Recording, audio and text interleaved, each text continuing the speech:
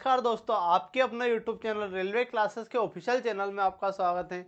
मैं दिलीप राठौर आपके लिए एक प्रैक्टिस सेट की सीरीज लाता हूं रोज डेली। क्या है हमारी प्रैक्टिस सेट का नाम? माँ बापू का सपना सीरीज। हमारी प्रैक्टिस सेट का नाम है माँ बापू का सपना सीरीज। इसका हमारा कौन सा पार्ट 8 है, पार्ट नंबर कौन सा 8वां है। इसके पहले 7 क्लासेस हो चुकी है, अगर वो आपने नहीं देखी तो वो जरूर जाकर देखिए, जिससे कि आपका जो जीके का बूस्ट अच्छा मिलेगा और आपके जो आरआरबी एनटीपीसी हो, ग्रुप डी हो या अदर कोई भी एग्जाम हो, उनके लिए जीके के ये बहुत ही महत्वपूर्ण क्वेश्चन होने वाले। डेली हम 25 क्वेश्चन करते हैं और 25 क्वेश्चन को अच्छे से करते हैं ताकि आपकी परीक्षा में ये क्वेश्चन पूछे जाए तो आप अच्छे से कर पाओ। ठीक है, हम देख लेते हैं सबसे पहले एक शानदार मोटिवेशन कोट, उसके बाद क्लास शुरू करेंगे। ठीक है, तो मोटिवेशन कोट क्या है? रास्ते कभी खत्म नहीं होते। क्या? रास्ते कभी खत्म नहीं होते, बस लोग हिम्मत हार जाते हैं। क्या? बस लोग हिम्मत हार जाते हैं। ठीक है, तैरना सीखना है तो पानी में उतरना ही होगा। क्या? तैरना सीखना है तो पानी में उतरना ही होगा, किनारे पर खड़े रहने से गोताखोर नहीं बनते। इसी के साथ हम क्लास शुरू करते हैं और हमारा पहला क्वेश्चन देखते हैं। तो हमारा पहला क्वेश्चन आप देख पा रहे हैं। हमारा पहला क्वेश्चन क्या है? हमारा पहला क्वेश्चन है, भारतीय संविधान का कौन सा अनुच्छेद संविधान का हृदय या आत्मा कहते हैं? भारतीय संविधान का कौन सा हमारा जो अनुच्छेद है वो संविधान की आत्मा कहा जाता है? ठीक है, किसको बोलते हैं वो हमें बताना, संविधान के हृदय या आत्मा। तो अनुच्छेद 32 को, अनुच्छेद क्या? अनुच्छेद जो 32 होने वाला, कौन सा अनुच्छेद 32 होने वाला है, इसको हम क्या बोलते हैं? संविधान की आत्मा बोलते हैं। अनुच्छेद जो 32 है, अनुच्छेद क्या 32, अनुच्छेद 32 को क्या बोलते हैं? संविधान की आत्मा बोलते हैं। अनुच्छेद जो 32 होने वाला है ये कौन सा इसको क्या बोलते हैं? संवैधानिक उपचारों का अधिकार। क्या? कौन सा? संवैधानिक संवैधानिक जो संवैधानिक उपचारों का अधिकार, अनुच्छेद उपचारों का अधिकार। ठीक है, संवैधानिक उपचारों का अधिकार हमारा अनुच्छेद 32, संवैधानिक उपचारों का अधिकार कौन सा होने वाला? अनुच्छेद 32 होने वाला। तो ये भी इंपॉर्टेंट आपके लिए, संवैधानिक उपचारों का अधिकार महत्वपूर्ण है। और इसे जो अनुच्छेद 32 को संविधान की आत्मा कहा किसने था? कौन सा शख्स था? तो डॉक्टर अंबेडकर ने। क्या? इसको कहा किसने था? अगर कहने की बात करें तो डॉक्टर भीमराव अंबेडकर। डॉक्टर भीमराव अंबेडकर। कौन? डॉक्टर भीमराव अंबेडकर। अंबेडकर साहब ने अनुच्छेद 32 को संविधान की आत्मा या हृदय कहा था। तो आपके लिए बहुत ही महत्वपूर्ण है, किसने कहा था ये बहुत बार पूछा जा चुका है। ठीक है, अगला देखते हैं। अगला, पहले तो इसका आंसर तो लगा था अनुच्छेद 32। ठीक है, ऑप्शन डी अनुच्छेद 32 हमारा करेक्ट होने वाला। अगला देखते हैं। अगला क्या है? अगला क्वेश्चन है, भारतीय संविधान में मौलिक कर्तव्य को किस संविधान द्वारा जोड़ा गया? कौन से संशोधन द्वारा जोड़ा गया? तो जो मौलिक कर्तव्य की बात कर रहे हैं, तो मौलिक कर्तव्य के बारे में हम पूरी डिटेल में देख लेते। ठीक है, ये क्या मूल संविधान में थे? मूल संविधान में क्या मौलिक कर्तव्य थे? मूल संविधान की बात करा तो बिल्कुल नहीं थे, मूल संविधान में नहीं थे। इनको कब जोड़ा? तो 42वां जो संविधान संशोधन हुआ था, क्या 42वां कॉन्स्टिट्यूशन अमेंडमेंट 1976, इसके द्वारा हमने कितने जोड़े? इसके द्वारा हमने 10 मौलिक कर्तव्य जोड़े। कितने? 10 मौलिक कर्तव्य जोड़े। उसके बाद जो 11वां मौलिक कर्तव्य, कौन सा? जो 11वां मौलिक कर्तव्य है वो कब जोड़ा? 86वां संविधान संशोधन। कौन सा? 86 कॉन्स्टिट्यूशन अमेंडमेंट 2002। ठीक है, 86वां संविधान संशोधन 2002 के द्वारा 11वां मौलिक कर्तव्य जोड़ा। 11वां मौलिक कर्तव्य में क्या था? शिक्षा संबंधित। 11वां जो किससे संबंधित है? शिक्षा से संबंधित है, ये भी आपको याद रखना है। ठीक है, वो जो मूल कर्तव्य की बात करें, मूल कर्तव्य हमने कहाँ से लिए? तो रूस के संविधान से लिए। कहाँ से? रूस के सरदार संविधान से, और सरदार स्वर्ण सिंह समिति की सिफारिश पर हमने जोड़ा था। ठीक है, तो कौन सा हमारा ऑप्शन होने वाला? 42वां संविधान संशोधन के द्वारा हमने इनको जोड़ा। कब जोड़ा? 42वें संविधान संशोधन के द्वारा। ये डिटेल भी आपको याद रखना। मूल संविधान में कोई मौलिक कर्तव्य नहीं था। 42वें संविधान संशोधन 1976 के द्वारा 10 जोड़े। जो 11वां मौलिक कर्तव्य है वो अब 86वें संविधान संशोधन 2002 के द्वारा जोड़ा, और जो 11वां है वो शिक्षा से संबंधित है, रूस के संविधान से हमने इनको जोड़ा है। ठीक है, नेक्स्ट देखते हैं।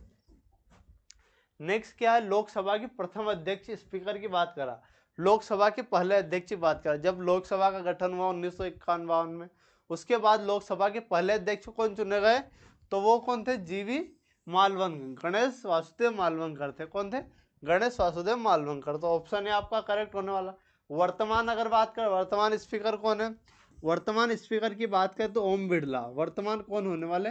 ओम बिरला। ठीक है, वर्तमान भी आपको याद रखना है, महत्वपूर्ण व्यक्ति है ओम बिरला। ये 2 बार चुने जा चुके हैं ओम बिरला, क्या 2 बार चुने जा चुके हैं। ठीक है, तो ये भी आपके लिए इंपॉर्टेंट है अभी वर्तमान में ओम बिरला जी।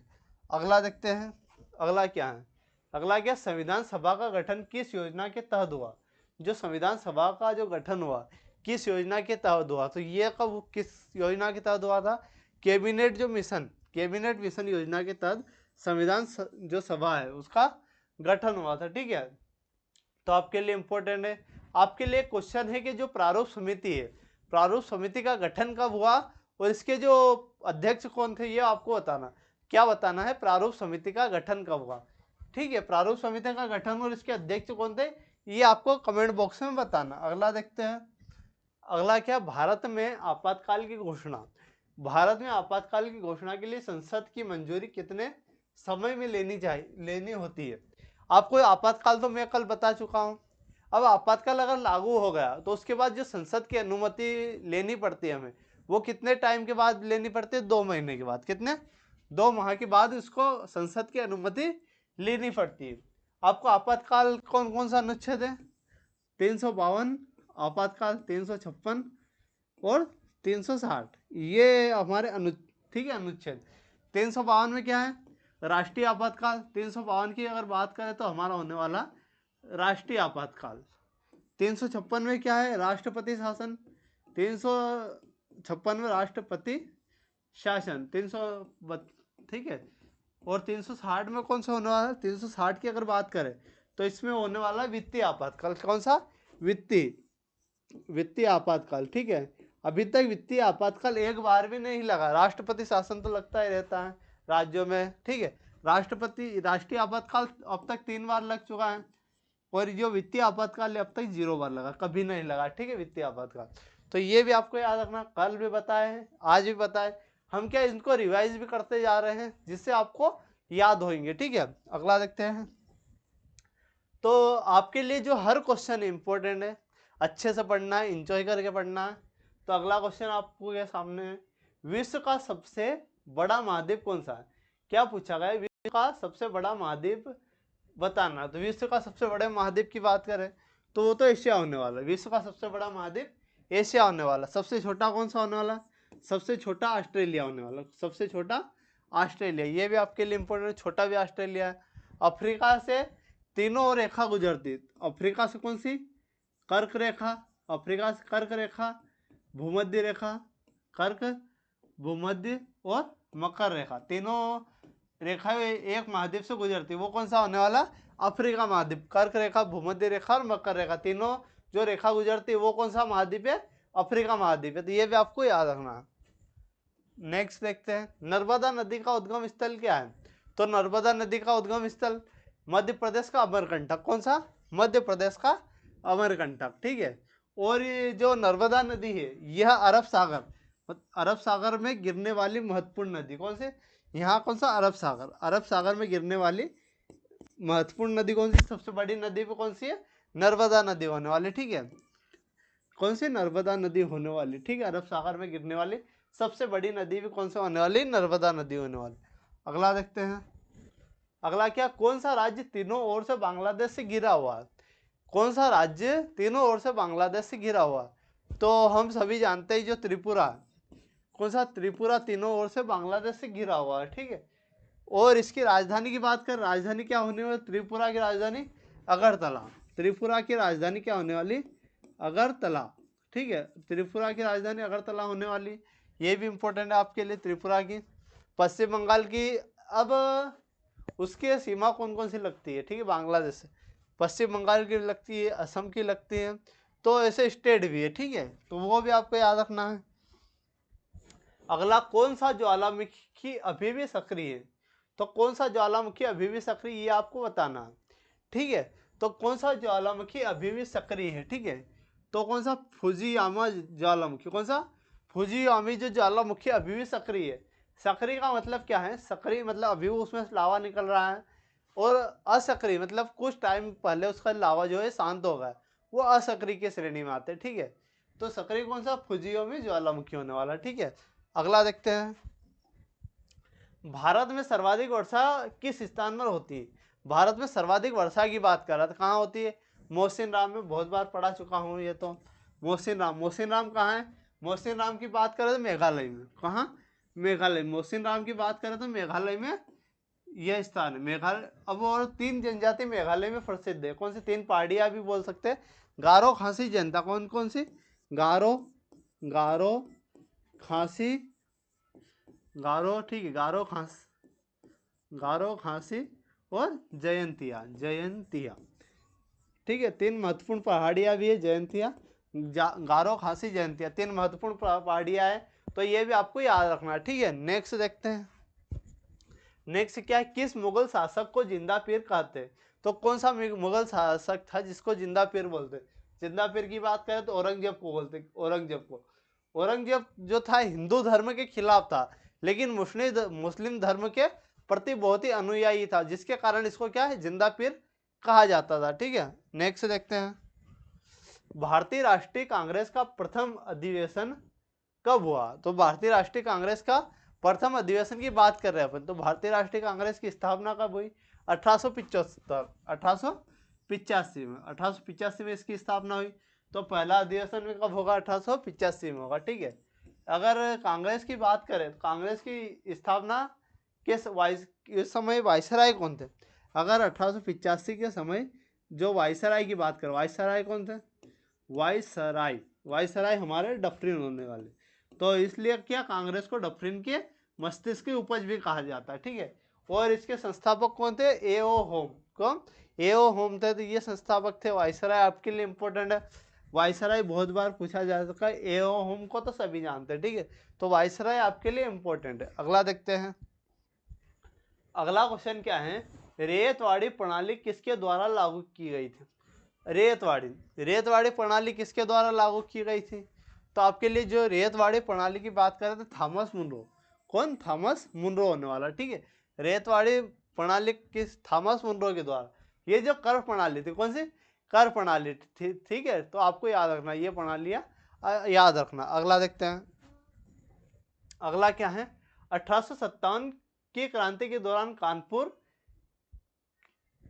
का नेतृत्व किसने किया? 1857 की जो क्रांति था, क्रांति के दौरान कानपुर का नेतृत्व किसने किया? कानपुर का नेतृत्व किसने किया था? तो कानपुर का जो नेतृत्व किया था वो नाना साहब ने किया था। किसने? नाना साहब ने किया था, तो आपके लिए इंपॉर्टेंट है। अगला देखते हैं। अगला क्या है? अलाउद्दीन खिलजी ने किसके आक्रमण को विफल किया? अलाउद्दीन जो खिलजी था, इसने किसके आक्रमण को विफल किया था? इसके समय जो चंगेज खान था, उसने भारत पर आक्रमण किया था। किसने? Genghis Khan. ये भी महत्वपूर्ण व्यक्ति था, इसने भारत पर आक्रमण किया था, लेकिन जो अलाउद्दीन खिलजी ने इसका आक्रमण को विफल कर दिया था। ठीक है, आपके लिए हर क्वेश्चन और हर फैक्ट आपके लिए इंपॉर्टेंट है। अगला क्वेश्चन आपके लिए है, किस धातु को सबसे पहले मनुष्य ने उपयोग किया था? तो सबसे पहले मनुष्य ने कौन सी धातु उपयोग की थी, आपको ये बताना है। तो सबसे पहले अगर धातु की बात करें तो वो कौन सी उपयोग की थी? तांबा। कौन सा? तांबा। इसलिए जो महत्वपूर्ण युग है हड़प्पा सभ्यता को ताम्रयुगीन सभ्यता भी बोलते हैं। ठीक है, तो तांबा हमारा करेक्ट होने वाला। ठीक है, अगला देखते हैं। अगला क्वेश्चन क्या है? किस धातु का प्रयोग परमाणु ऊर्जा उत्पादन में होता है? तो कौन से? परमाणु ऊर्जा की बात करें, परमाणु ऊर्जा में सभी जानते हैं लगभग, अगर नहीं जानते तो भी मैं बता देता हूं। जो परमाणु ऊर्जा उत्पादन में किसका उपयोग होता है? यूरेनियम का। कौन सा? यूरेनियम का उपयोग होता है परमाणु ऊर्जा उत्पादन में, यूरेनियम का उपयोग होता है। ठीक है, परमाणु बम और हाइड्रोजन बम में भी इन्हीं का उपयोग होता है। अगला देखते हैं। संयुक्त राष्ट्र दिवस कब मनाया जाता है? संयुक्त राष्ट्र दिवस की बात कर रहा है, तो संयुक्त राष्ट्र दिवस की बात करा तो संयुक्त राष्ट्र दिवस कब मनाया जाता है? तो 24 अक्टूबर को। संयुक्त राष्ट्र दिवस कब मनाया जाता है? 24 अक्टूबर को संयुक्त राष्ट्र दिवस मनाया जाता है, 24 अक्टूबर को। ठीक है, तो 24 अक्टूबर आपके लिए इंपॉर्टेंट है, 24 अक्टूबर को संयुक्त राष्ट्र दिवस मनाया जाता है। अगला देखते हैं। भारत में सबसे गहरी खाड़ी कौन सी? भारत में सबसे गहरी खाड़ी की बात कर रहा है, तो कौन सी होने वाली? बंगाल की खाड़ी। भारत में सबसे गहरी खाड़ी बंगाल की खाड़ी होने वाली, तो ऑप्शन सी आपके लिए करेक्ट है।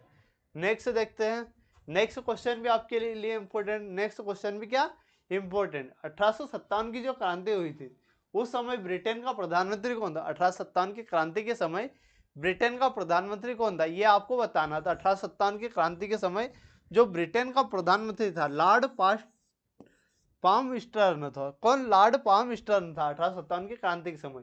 और अगर वायसराय की बात करें कौन था, लॉर्ड कैनिंग। वायसराय की बात कर सकता है, तो वायसराय कौन था 1857 की क्रांति के समय, वायसराय कौन था, वायसराय कैनिंग था। ठीक है, वायसराय कैनिंग था। तो ये भी आपके लिए इंपॉर्टेंट, वायसराय भी आपको याद रखना है। और इंग्लैंड का, ब्रिटेन का प्रधानमंत्री भी आपको याद रखना, लॉर्ड पाल्मस्टर्न था। ठीक है, नेक्स्ट क्वेश्चन देखते हैं। नेक्स्ट क्वेश्चन है भरतनाट्यम किस राज्य का शास्त्रीय नृत्य। भरतनाट्यम की बात करें, भरतनाट्यम शास्त्रीय नृत्य है। तो भरतनाट्यम किस राज्य का, तो भरतनाट्यम तमिलनाडु का। भरतनाट्यम किस राज्य का, तमिलनाडु का। अगर शास्त्रीय नृत्य की बात करते हैं अपन, तो वर्तमान में शास्त्रीय नृत्य कितने, 8 है। कितने, वर्तमान में शास्त्रीय नृत्य 8 है। कुछ जगह 9 भी बता गया गया है कि वो जो उसमें क्या 6 को काउंट कर लिया है। तो वर्तमान में से 8 शास्त्रीय नृत्य आपके लिए इंपॉर्टेंट। अगला देखते हैं, अगला क्या है, हिंदुस्तानी और कार्नाटिक संगीत शैली। हिंदुस्तानी और कार्नाटिक संगीत शैली को अलग करने वाला प्रमुख तत्व क्या है। प्रमुख तत्व क्या है, तो जो हिंदुस्तानी जो गायन शैली और कर्नाटक की गायन शैली, इसको अलग कौन करता है, तो वो कौन सी गायन शैली करती है, कौन अलग करता है, तो गायन शैली प्रमुख तत्व है। ठीक है, नेक्स्ट देखते हैं। नेक्स्ट क्या है, हेमिस उत्सव। क्या, हेमिस उत्सव किस राज्य का है। हेमिस उत्सव की बात कर रहा है, तो हेमिस नेशनल पार्क भी अगर आप जानते हैं तो इसका उत्तर आप कर पाएंगे। हेमिस नेशनल पार्क कहाँ है, लद्दाख में। तो हेमिस उत्सव भी कहाँ होने वाला, लद्दाख में होने वाला। तो ऑप्शन सी आपका करेक्ट होने वाला। ठीक है, नेक्स्ट देखते हैं, मधुबनी चित्रकला किस राज्य की पारंपरिक कला है। मधुबनी जो चित्रकला है ये किस राज्य की, तो मधुबनी की बात करें तो बिहार की है। कौन सी, मधुबनी कहाँ की, बिहार की। अगर बिहार के बारे में अगर कुछ देखते हैं, बिहार की राजधानी तो पटना होने वाली, बिहार की राजधानी पटना। बिहार की अगर सीएम बात कर, बिहार के सीएम कौन है, चच्चा बोला तो नीतीश कुमार। कौन, नीतीश कुमार। तो आपको ये भी याद रखना, बिहार की जो सीएम है नीतीश कुमार है। ठीक है, बहुमत किसी के पास भी हो, अगर ये चाहे नीतीश कुमार तो चाहे तो बीजेपी के साथ गठबंधन करके सीएम बन जाए, चाहे कांग्रेस के साथ, लेकिन सीएम यही रहेंगे। ठीक है, सीएम बहुत ही महत्वपूर्ण व्यक्ति है। बिहार के सीएम हमेशा ज्यादातर टाइम यही रहते हैं। ठीक है, तो यह वीडियो आपको कैसी लगी दोस्तों, वीडियो अच्छी लगी तो वीडियो को लाइक, अपने दोस्तों के साथ शेयर और चैनल को सब्सक्राइब कीजिए। मिलते हैं अगले पार्ट में, धन्यवाद।